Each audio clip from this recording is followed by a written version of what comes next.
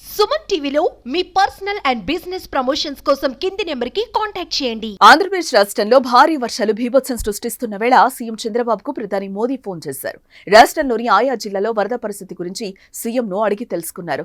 కేంద్ర ప్రభుత్వ పరంగా అన్ని సహాయక సహకారాలు అందిస్తామని సీఎం చంద్రబాబుకు ప్రధాని మోదీ హామీనిచ్చారు. వరద ప్రభావిత ప్రాంతాల్లో ప్రస్తుతం తీసుకుంటున్న సహాయక చర్యలపై ప్రధాని మోదీకి సీఎం చంద్రబాబు వివరించారు. కేంద్ర ప్రభుత్వంలోని ఆయా శాఖలకు ఆదేశాలు ఇచ్చామని, రాష్ట్రానికి అవసరమైన సహాయం చేయాలని ఆదేశించినట్లు ఈ సందర్భంగా చంద్రబాబుకు మోదీ తెలిపారు.